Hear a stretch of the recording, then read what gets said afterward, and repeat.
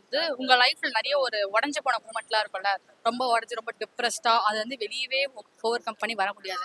So அந்த மாதிரி ஏதாவது இன்சிடென்ட் நடந்திருக்கா? அப்படி நடந்த நீங்க வந்து எப்படி அதுல இருந்து வெளியே வந்தீங்க? என்னென்னலாம் பண்ணீங்க? 10th முடிச்சு வரும்போது வந்து பார்த்துட்டிங்கன்னா எனக்கு ஸ்டடீஸ் சுத்தமாக வராது. அதனால வீட்டில் எல்லாருமே நீ என்ன பண்ண போறேன்னு தெரியல, ஸ்கூல்லேயுமே நிறுத்துறேன் அப்படிங்கிற மாதிரி நிலைமை பண்ணிட்டாங்க. நான் அக்கா தான் நீ படி அப்படின்னு சொல்லி 11th 12th படிக்க வச்சா, அவளே தான் படிக்க வச்சு நல்ல மார்க் எடுக்க வச்சுட்டா. ஒரு 70% எடுத்துட்டேன். ஸ்கூல் விட்டு நிறுத்துறேன்னு சொல்லி அப்பவும் 70% எடுத்துட்டேன். அதுக்கப்புறம் வந்து பார்த்துட்டிங்கன்னா நான் என்ன பண்ணுறேன்னு தெரியாமல் இருந்தேன். நான் ஃபோட்டோகிராஃபி தான் பண்ணிட்டுருக்கேன்.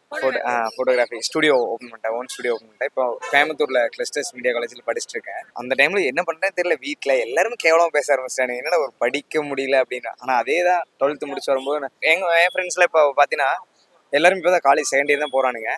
நான் ஒரு பிஸ்னஸ் பண்ணுறேன் அப்படிங்கும்போது பார்த்தீங்கன்னா எல்லாத்துக்குமே ஒரு மோட்டிவேஷனாக இருக்குது. அந்த மாதிரி வந்துட்டு எதையும் நினைக்காம தனியாக எல்லாரும் பண்ணுறதை விட்டுட்டு யூனிக்காக எதாக இருந்தாலும் யோசிச்சிங்கன்னா கண்டிப்பாக